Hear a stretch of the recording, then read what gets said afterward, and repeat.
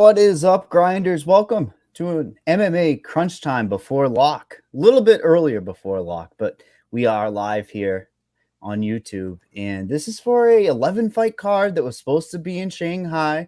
I am your host, Mike Brown, aka H3 Buddha, here with my pal, Squirrel Patrol, John. I mean, this was a card. This is a card. Let's put it that way. Quality competition not there. But it's so ugly. There's going to be some high scores, I think. Yeah, it's not a bad card. I mean, it's not the highest quality, but it should be some high-paced fights and possibility of some early finishes. So that always makes things exciting. And DFS wise, it's a pretty interesting one because I think there's some high chalk concentrating around certain fighters, and I don't see it. So like always, I'm going to either win some money or lose some money. But this is not one where I have a hard time fading the chalk. So yeah, I mean the spots, the smaller the card is the problem, right? Then we know where it's going to go to the main event, it's going to go to the inside the distance line fights, and then there's just this am I wrong to think that the middle range this week is a little bit of a dead zone that we haven't had in a while? I mean, I think you have that value at 7,100 we'll talk about that opens up a lot of things. If you start taking pieces around him too, like the main event, then organically, I think it's going to be stars and scrubs. Yeah, I think you're right. Because I think it's the chalk is really kind of concentrating around Su Mutaraji. Yes. Su Mutaraji. And because he's 7,100 and he has some win equity, but it's not that much. So it's a late, kind of a late replacement fight, but they came out the pricing after the line came out. It's not one of those situations where we suddenly got a $7,100 favorite. Because you've got some other fighter priced at 6,400. Because the guy is just a total scrub late replacement. I don't this. Su Mutaraji is about the same as Anthony Smith or Andrew Muniz. He's just a couple $100 less expensive, but that is giving him twice the ownership. And Tim Elliott can get some high scoring wins. It's if Elliott wins this fight, he's favored to win the fight. Then that could be a big slate breaker. Exactly, 8,400. Tim Elliott, an absolute scoring monster historically. So that's going to be, I mean, that should be our starting point on the slate, right? It's a decision making. If you're going to take that value, it's the glaring one at Tsunamarji. And it's not like he is favored to win inside the distance, by a million, by a full point, you know what I mean, over. But I'd imagine he probably has a little bit more finish equity than Elliott does. And Elliott just is a grinder, man. His 3-round score should be tremendous, where I feel like Tsunamarji's 3-round score is just going to be narrow. Would you agree with that? Yeah, I agree. And it's not we've got some guy like Marab or something who's he's an underdog, but he's gonna put up a monster score if he wins, and maybe even a super high score if he loses, right? And there's a good chance he ends up on the winning lineup in even in a loss. I don't know, he's just a guy that's got a little bit of win equity at 7,100. If the pricing was just a little bit different, again, he's basically Anthony Smith. So I like the idea of pivoting to Anthony Smith or Andre Muniz or. We can drop down in the pricing. Yeah, then, Gutierrez. Really then you can go punting. Yeah. So it's good to hear you and I are on the same page, because I felt like that mid range is just completely hidden, and nobody's going to go there, because if you start your lineup with Tsunamarji, you can do whatever you want. Like you said, take a piece of the Smith and Anthony. I have Smith and Anthony kind of in the same regard, but I'm a little surprised that Smith is going to be so significantly lower owned. His path of victory is pretty strong. Muniz seems to be a first round or bust type of guy, which is fantastic for fantasy. Combine that with a tiny bit of win equity over Smith, I understand, but Smith is expected to get knocked out early. And I think I'd be more apt to play Smith over Roundtree. Roundtree's just got a first round equity at 8,900. I mean, maybe he gets a couple knockdowns. He's a strong inside the distance play. He's going to garner a lot of ownership. I think higher than 33, to be honest. Squirrel, would you agree with that? Sorry, that's Roundtree. Roundtree. I think people want that, minus 120 inside the distance. Yeah, exactly. It's easy for me to figure out what I'm going to do in multi-entry with that one. It's Roundtree lands on the winning lineup if he gets a first round knockout. Because he just has no pace after that, and he has about a 33% chance of the first round knockouts. So 33% ownership seems about right. And I almost don't care what the field is. Like if the field's at 80%, great. I'm going to be at my 33%. If the field's at 20%, great. I'm going to be at my 33%. Because he has about a 1-3 chance of getting that first round knockout. I was like surprised when I clicked on their ages that like Smith's only a year and a half older than Roundtree. Like like Anthony Smith is like a 38, 39 year old. Exactly. Like it's just been around forever, and like part of it is I think like the transition to like broadcasting. Not a bad broadcaster, like not a bad communicator. So yeah, I like the idea of being over the field on Anthony Smith, and over the field on taking some of that Sue ownership, and then spreading it. Yeah, if Roundtree's more than 33%, I'll be under. I mean, I don't know if I go to the bottom two people that you tag down there in that range, or if I go up a little. I think I go up a little first, to be honest, and we go to those like Malarkey. I was surprised earlier in the week he was going to be a little bit higher owned. It's the style of fight for Malarkey, isn't it? He just kind of is a grinder, but he sneakily doesn't score that much, actually. Like I thought long term he was going to be somebody that we could target and have that safety of wrestling and control game. But he just doesn't have enough volume. And that fight, like organically, is just the one that's left out on everyone's lineup this week. And Haqparast doesn't score. And he had volume last time that got him there, which is terrifying because Malarkey's been knocked out the last couple times. Nasrat easily the lowest owned favorite on the whole entire slate, though. Yeah, I agree. But I agree with it, right? He just hasn't shown the ability to score points. I mean, and you've got to fade somebody, right? So I'd rather fade the guy that has shown that he doesn't put up a high score, and if he does get that first round knockout, it's just not going to be my night. Like you have to fade something.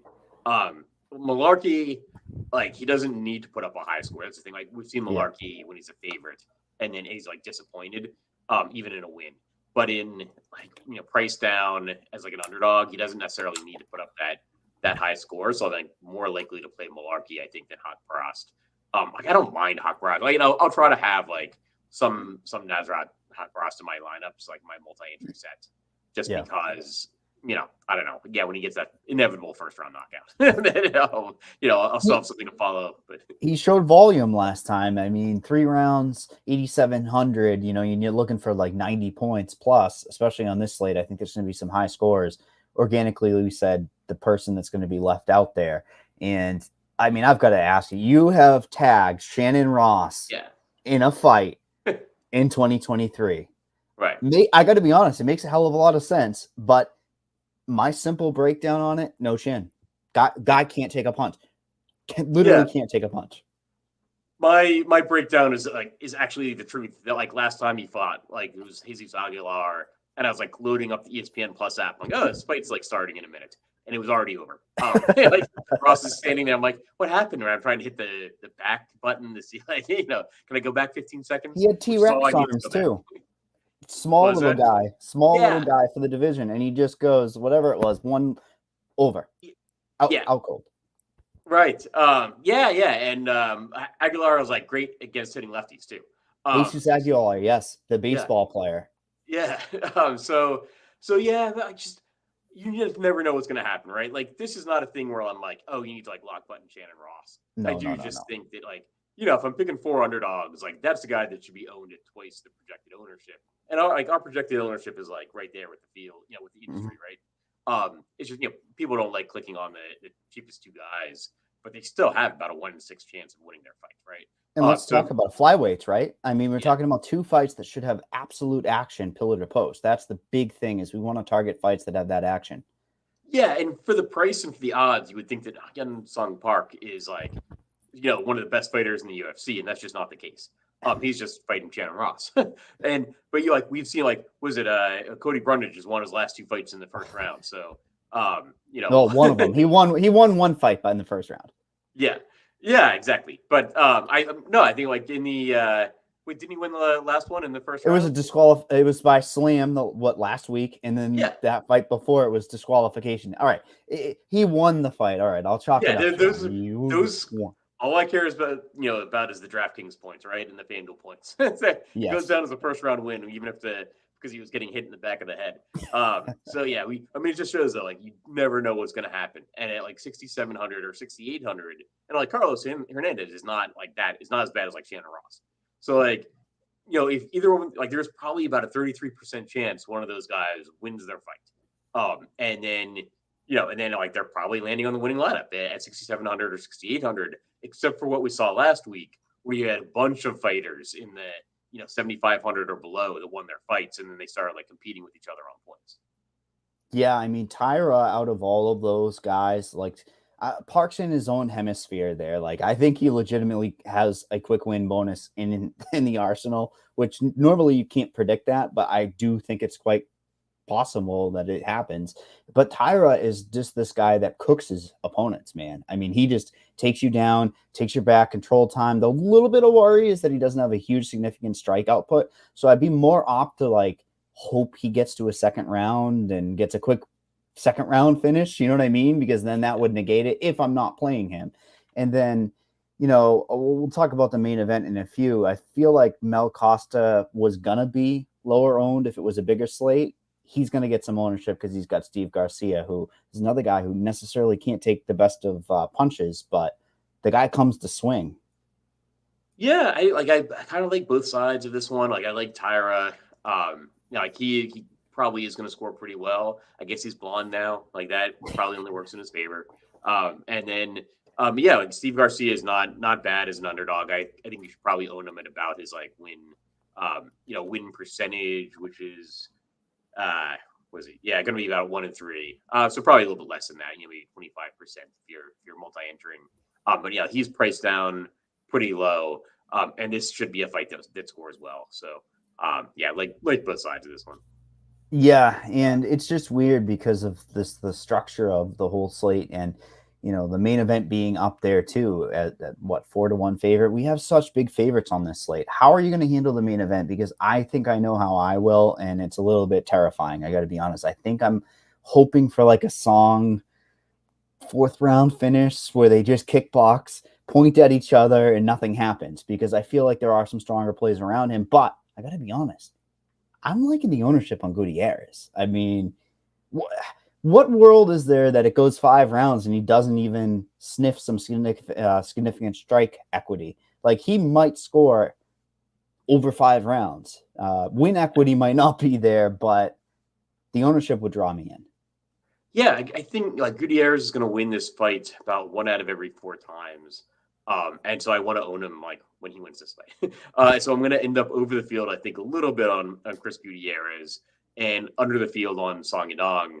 Because I think, like Song could win this fight, but we've seen those like, late 3rd round, 4th round, like 5th round wins where it's not going to be that high scoring. And like this one might not have that high of a pace. So I think you're right. And I think that's what I'm going to end up doing as well.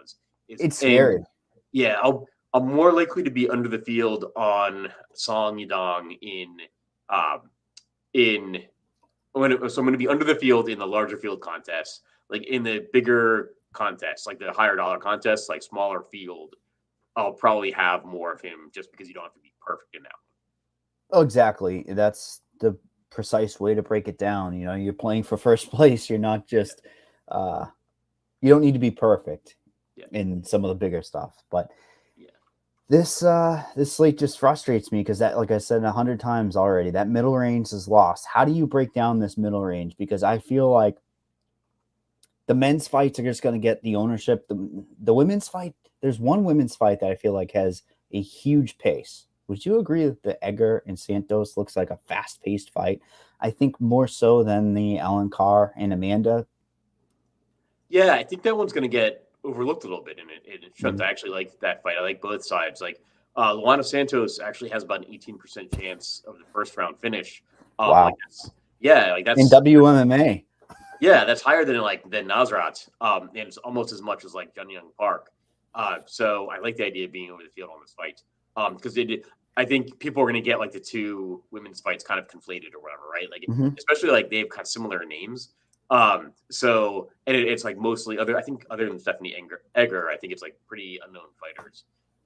So yeah, I think people are gonna like get the women's fights confused. And yeah, so I like the idea of being over the field on Luana Santos. Edgar, like, I don't think she's going to be under-owned. Like, she's like, fits in pretty well as an underdog. I don't know. I'm really curious at where she comes in, to be truthful, Scroll, because she's kill or be killed. She scored well over 100 points multiple times in the UFC. She's giving up multiple 100 points multiple times. So the slate, just the builds are going to be below her, or, you know, obviously studs and scrubs. So that's interesting. But we talked about the one, Alan Carr and Amanda. That's where I think people are going to get confused too. Like, there's a lot of these names look alike, and like, that's probably the one that goes overlooked. And it's like Alan Carr in the Contender Series. I'm not sure if you look, she would have destroyed any slate over the first 2 rounds. Alan Carr had great control, wrestler, that prototypical fantasy MMA output. And then it just fell off a cliff. Like, she just got destroyed deep as the fight goes. I think that fight has more opportunity, honestly, it's right behind the Nazarat fight for me when you factor in ownership, pace of fight, because I feel like one lady might have success in one round, and then it's a 29-28, oh, nobody has fantasy relevance fight. Yeah, I mean, again, you got to fade something. So, like, any fight could end up being high scoring, but yeah, like, I like the other women's fight much more than this one. So, like, you got to fade. So, yeah, I think it's just the first fight of the night as well.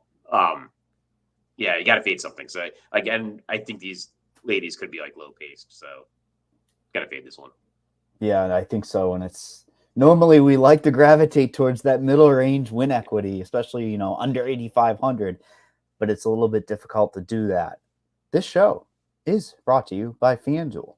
FanDuel Sportsbook. Bet $5 on any money line. Get $150 in bonus bets if your team wins. For new users in Arizona, Colorado, Illinois, Indiana, Iowa, Kansas, Louisiana, Maryland, Massachusetts, Michigan, New Jersey, New York, Ohio, Pennsylvania, Tennessee, Virginia, West Virginia, and Wyoming. Terms and conditions apply. Must be 21 plus. Gambling problem? Call 1-800-GAMBLER.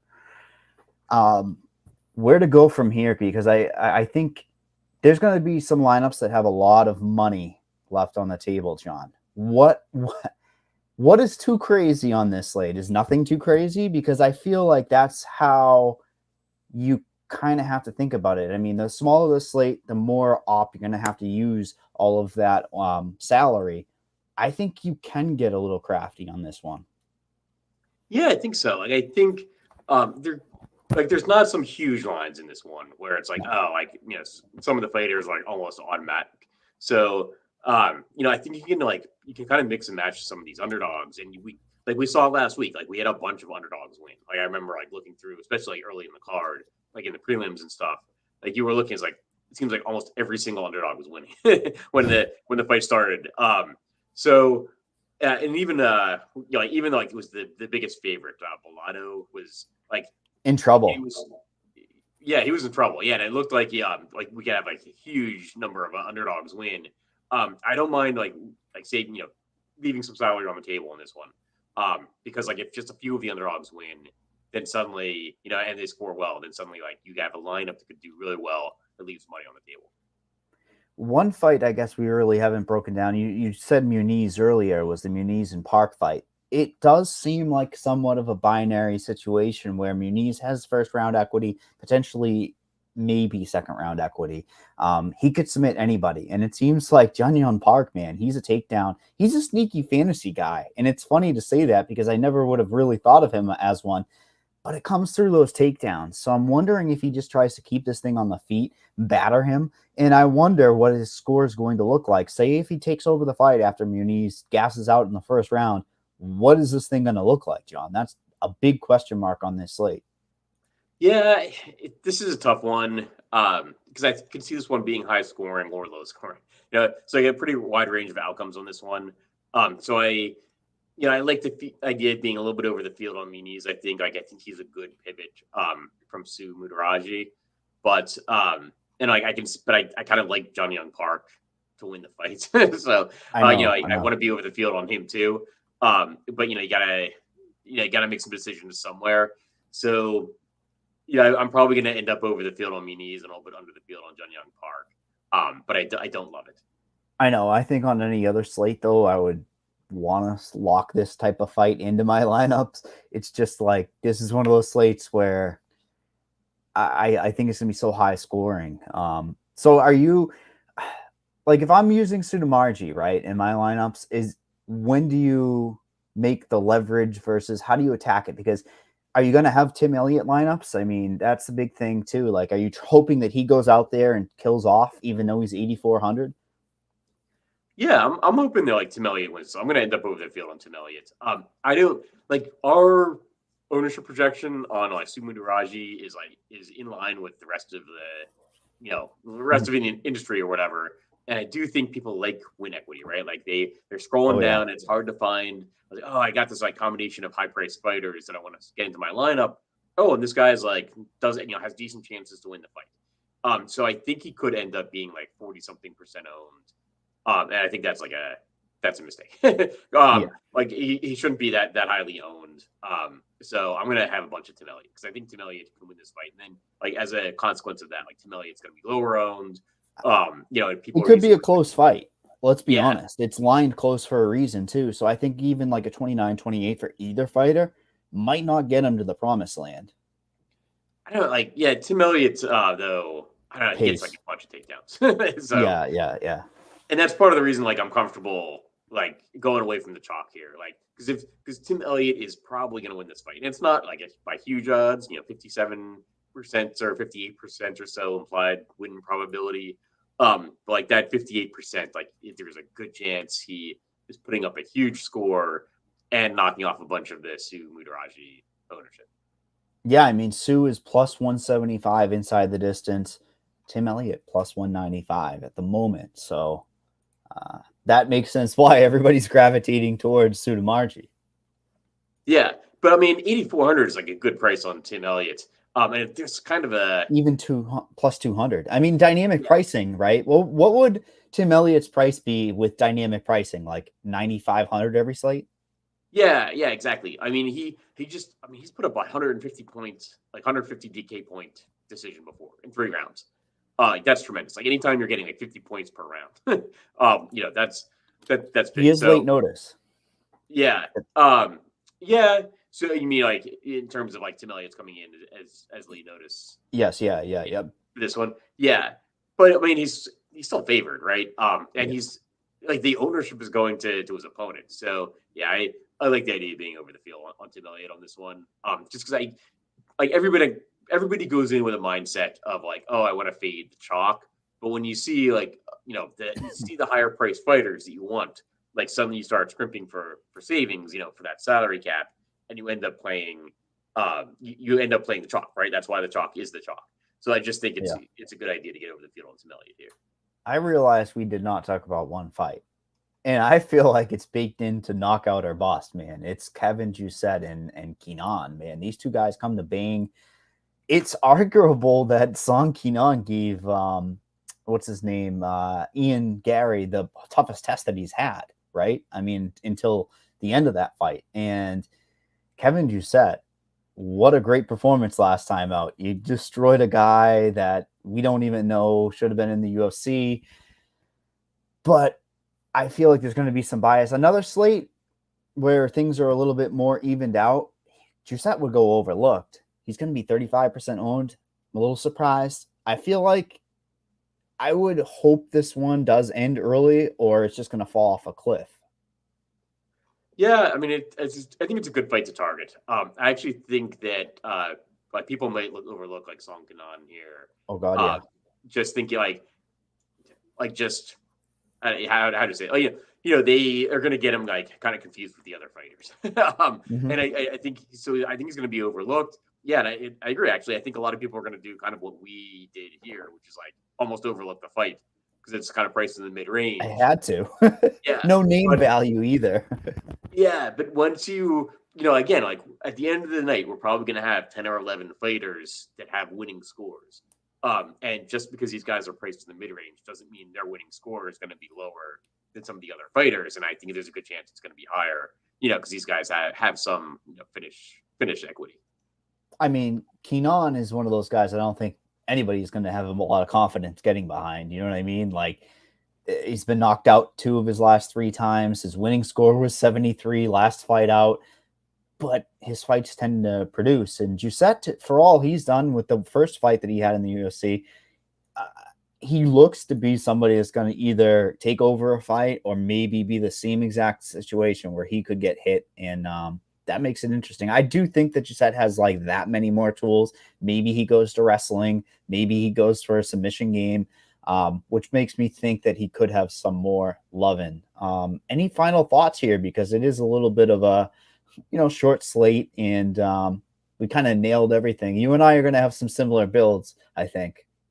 Yeah, I think so. But I think that if that chalk like consolidates around like Sumu Daraji, I think you're going to want to be over the field on Tim Elliott. And, and if Elliott loses, it is, late replacement. If he loses, then it's probably not our night. But I think that's like the long-term profitable plays to get away from the chalk in this case. Oh, yeah. Tim Elliott is just one of the Mount Rushmores of fantasy. Let's put him up there. And TJ, any final thoughts? I know we've got a guy that now wants to play MMA. He's kicking back on his phone, making lineups. I see him on the corner of the screen. We've built a monster, John. Yeah. Hey, just keep winning, right? Yeah. I still don't know the scoring system. I still don't know anything about the fighters, but I do understand. I do understand game theory and ownership, and I know we got a great projection team. So I look at the guys you got tagged. I read Liam's article. I read Squirrel's article. I don't need to know the scoring system. I just need to know who's too highly owned and who's under owned, and then just John, is there a world where a mid-range lineup wins this week? I mean, I don't necessarily see it, but if it were a week, this would be a week where it happens, I think. It's just tough because I think like if Hemsung Park does get that first round knockout, which is like 50-50, there's a good chance he's on. Like with only 11 fights, there's a pretty good chance he's on the winning lineup. Yeah. And then Tyra, I think, is going to score well. It's like where I start to fade is like Song Yadong. It's too wild. You're getting too crazy if you just build a mid-range. Yeah, because there's only 11 fights, so I don't think you can go entirely mid-range. Like, I think you still probably have to get like one of the top 3 or 4, most expensive guys. Absolutely, and I think we've pretty much cleaned this one up. Next week, though, UFC 296, 2 5-round fights. That's the one you want to save up for, TJ. So get some tickets. We love the overlay hunting. We got about 2 hours until lock, so we will retweet anything if there is late notice. But I think we're good here, guys. We'll move on to next week, win some money, and we will see you guys next week.